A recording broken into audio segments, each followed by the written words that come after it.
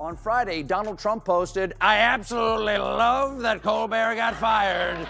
His talent was even less than his ratings." Would an untalented man be able to compose the following satirical witticism? Go ahead and say it. Cancel culture has gone too far. It's sunk in that they're killing off our show. But they made one mistake. They left me alive. And now for the next 10 months... It started like any other night. Colbert in a suit, Trump somewhere rage tweeting in a bathrobe. But then the jokes got sharper, the smirk got smugger, and suddenly Stephen went full savage. Were we talking 10 minutes of scorched earth comedy so brutal? It probably matted Trump's hairspray curl, no cards, not ill, just Colbert serving piping hot truth wrapped in sarcasm and sprinkled with glittery disdain. Trump wanted a war of words, but he brought a crayon to a Shakespeare fight, theirs. Anyone even cares about the guy? I don't understand it. Why they would be so interested. He's dead for a long time. He was never a big factor in terms of life. There's a certain type of magic in watching a man who claims to be a billionaire get owned by a man who magashees, living telling bedtime jokes to America's insomnia. And when that man is Stephen Colbert, you know Trump's ego is about to be flattened, harder than a MAGA hat in a steamroller factory. Because nothing screams poetic justice like a late-night comic handing a president his own spray-tan backside on a silver platter. It's just Saturday. On Saturday, Trump surprised the world, announcing that the U.S. launched strikes on 3 Iranian nuclear facilities. Now, were we facing an imminent threat? I don't know. On one hand, Iran's slogan isn't "Life to America." But it's hard to trust Donald Trump to be the one making these kinds of decisions. It kind of feels like we're all in the back seat while the Uber driver goes on a road rage. See, Donald Trump tried to pick a fight with Colbert, which honestly is like a raccoon challenging a flamethrower to a staring contest. And Colbert with that signature grin that screams, "I read books and I know what verbs are," did it just hit back. He threw a comedy highmaker so spicy it could have been served with a side of Tums at Mar-a-Lago's all-you-can-eat buffet off delusion. Tonight, ladies and gentlemen, my mustache comes to you with a heavy heart because while I was on vacation, my parent corporation, Paramount, paid Donald Trump a $16 million settlement over his 60 Minutes lawsuits. As someone who has always been a proud employee of this network, I am offended. And I don't know if anything will ever repair my trust. Trump, whose idea of intellectual rigor is yelling fake news at microwave beeps, apparently didn't realize that Colbert has been weaponizing sarcasm since before Melania learned to blink on command. So when Trump came lurching into the arena thinking he'd clown a man whose entire job is professionally clowning clowns, he ended up doing what he does best, humiliating himself on a national scale. All this heat may be affecting the president because, and I want to be Sir, I want to be sensitive about this. His skin seems to be falling off. Trump was speaking on the White House lawn earlier this week, and see if you can pinpoint the moment the cameraman got a little distracted. At the end of 50 days, if we don't have a deal, it's going to be too bad. We get more aggressive. Yeah, the tariffs are going to go on and other sanctions go on. Holy Sephora sample counter! Let's be honest, Trump attacking Colbert is like a turkey challenging Gordon Ramsay to a roast-off. One of them has Michelinsters and the other is just well-stuffed with nonsense. And the only thing Trump has successfully roasted is the integrity of American democracy and maybe his own hair follicles. Lacked a certain showmanship, which is surprising because we heard it had tanks and stuff, but in reality, this is what you got. Well, of course, the White House claims that 250,000 people attended, so now apparently 250,000 people looks like this. They must be really good at So Colbert took the stage, probably in a well-tailored suit that didn't look like it was borrowed from a 1990s menswear house fire sale, and let it rip. Hadn't just clapped back, he composed a symphony of shade and conducted it with finesse of someone who's read a constitution and didn't try to eat it. Because Trump's latest tantrum, a full-on meltdown that made Chernobyl look like a lukewarm bowl of oatmeal. The man is out here raging about late-night comedians while simultaneously he's not watching them obsessively at 2 a.m. like a divorced stalking his ex-wife's Instagram. And the irony, Trump's whole persona is basically a late night parody of a president that somehow escaped the writer room and ended up in the Situation Room. The only difference is that Colbert's parody has punchline and Trump's presidency was the punchline. That's not political commentary, that's just natural selection on pause. Or the way Trump still insists he won an election, haloed by more votes than the number of times he's changed his stance on windmills. Kohler knows that logic has never been Trump's strong suit. His actual strong suit is denial, and even that's starting to look threadbare. This settlement is for a nuisance lawsuit Trump filed claiming that 60 Minutes deceptively edited their interview with then-candidate Kamala Harris last fall. Paramount knows they could have easily fought it because, in their own words, the lawsuit was completely without merit. And keep in mind, Paramount produced Transformers: Rise of the Beast. They know completely without merits. Let's not forget the time Trump tried to buy Greenland because apparently someone told him it had tremendous real estate potential and he thought it was a frozen golf course.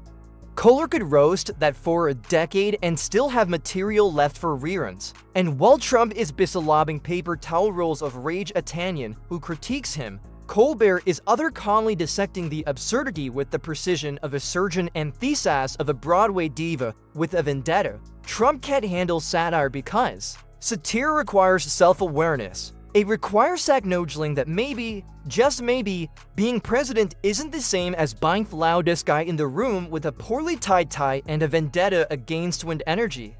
But Colbert, he thrives on the contradiction. He turns every Trump gaffe into comedy gold, every lie into a monologue, every tantrum into a ratings boost.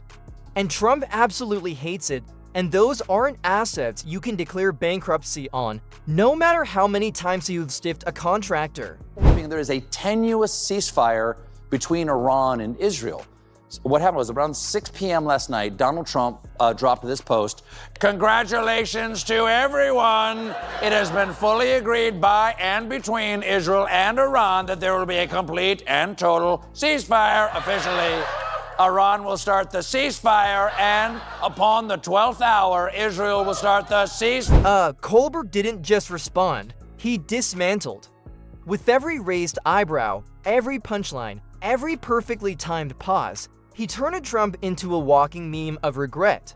And let's be honest, watching Trump try to go head-to-head with Colbert is like watching a goose try to outdo a chess grandmaster, loud honking a lot of feathers, and absolutely no strategy. But the best part, Trump walked right into it.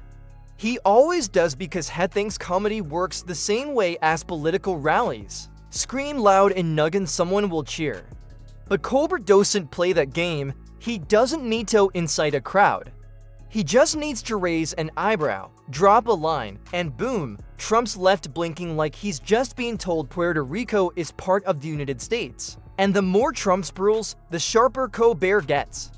He's guy who doesn't just call out the emperor for having no clothes. He assigns a full runway show mocking the emperor's spray tan, hairpiece, and pathological inability to spell. Remember when Trump tried to ban TikTok? Trump's whole image is a living parody of competence. And Colbert's made his full-time hobby to broadcast that parody on high definition every weeknight to millions of viewers who just want someone to say what they're all thinking. Is this real life or are we trapped in a reality TV blooper reel with no off switch? No, he's right. The Epstein saga is a total snooze fest. I mean, the most powerful man in the world is blocking information about a cabal of the rich, the famous, and the royal, befriending a con man who regularly flies off in his private plane to his private island or do super illegal sex stuff. Then the con man is arrested. People are afraid he's going to name names, but before he can, he mysteriously dies right after being taken off a suicide watch in a federal prison during the administration of the guy who is blocking the release of the information. Boring. Every time Trump lashes out, it's like adding lighter fluid to Colbert's fire. You can almost hear the producers at CBS popping chompney every time Trump rage posts about very unfair late-night losers because when a man who once suggested injecting Bleach into humans calls Yao dangerous, you know you're doing something right. Trump tries to plate her, but his skin is thinner than ice at a climate change summit.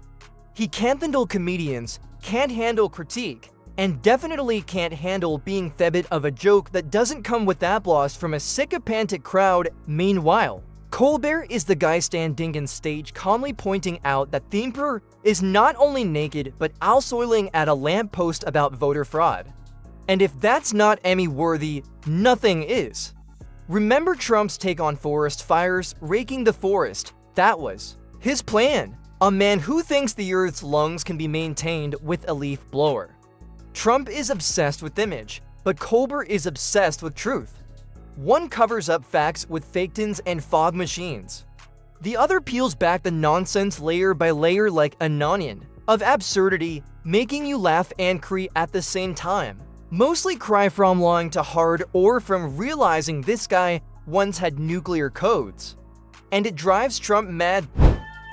For years, before he was, reelected, and recently, since they all got into office, a bunch of high-ranking people in Trump's administration have kept promising to release the files surrounding Jeffrey Epstein, his mysterious clients, and his suspicious death. But now, suddenly, for reasons that I legally cannot think of, Donald Trump seems desperate to stop us from knowing who Jeffrey Epstein's clients. He can't silence comedians because jokes travel faster than lawsuits.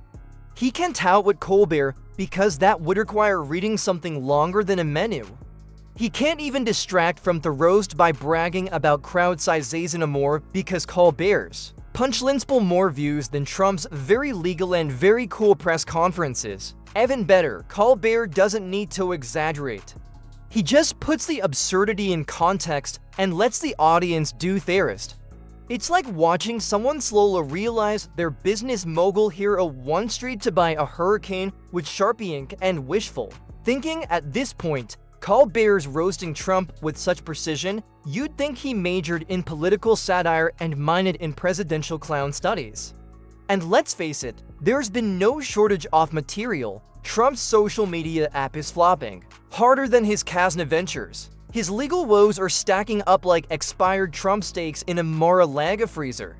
And yet, he keeps charging into battle like a malfunctioning Roomba to fight a mirror. And Colbert just sits back, popcorn in hand, monologue loaded, ready to turn Trump's latest misfire into comedy carnage. Trump wants control, Colbert wants comedy. And let's not forget Trump's idea of clapping back is releasing a press statement that reads like a ransom note written by a sleep-deprived editor. Meanwhile, Colbert's rebuttal is 5 minutes of razor-sharp satire delivered with a grin so smug it could power a Tesla. Unlike the payoffs from ABC and Twitter, Paramount's settlement did not include an apology. Instead, that's good. Instead, the corporation released a statement where they said, "You may take our money, but you will never take our dignity. You may, however, purchase our dignity for the low price of $16 million. We need the cash." See, the fact remains, this isn't a fair fight. It's a massacre of dignity, of logic, of hair gel budgets. Trump can scream all he wants about low ratings and very unfair jokes, but Colbert has already won, not with volume, but with precision, not with rage, but with ridicule, not with rallies, but with roasts. And Trump, bless his overcooked ego, keeps coming back for more. Like a moth to a flame or a con man to a courtroom. Every time he attacks Colbert, he gives him more ammo, more content, more reasons for us to grab the popcorn and tune in. So, if Trump thought he could outmatch a man whose job is making America laugh at the absurdity of politics, he should probably stick to what he's best at: losing lawsuits, dodging subpoenas, and mistaking satire for fake news. Because when it comes to a war of words, Colbert's not just playing chess. He's playing for sarcasm on a late-night stage.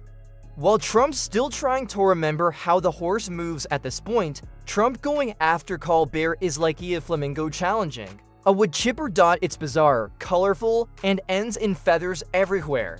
The man who stared at a solar eclipse with his berry balls really thought he could outsmart the human embodiment of a Harvard degree and a mic drop.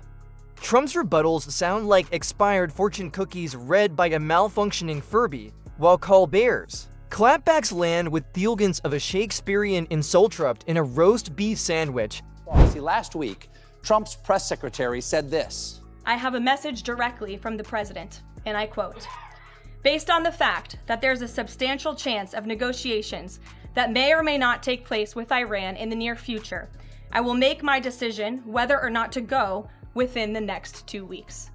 That would have been perfect for me, because we would have been on vacation next week and I wouldn't have known any of this was happening. Now I'm going to have to cancel my reservation at Sandals Fordo.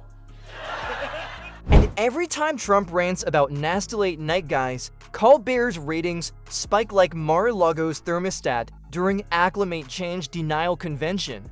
It's showinessly a gift. Trump is the only person who can lose an argument Hester did against a man, armed with nothing but a tie clip and a thesaurus. Meanwhile, Colbert's desk might as well be thrown, and his monologue a royal decree of comedic doom. Trump could spend the next 5 years tweeting from whatever social media bunker he's currently hiding in, and Colbert would still turn each typo, tantrum about a typo into pure gold. It's not even David versus Goliath. It's Goliath accidentally hitting himself in face with his own club and Colbert narrating it in iambic pentameter.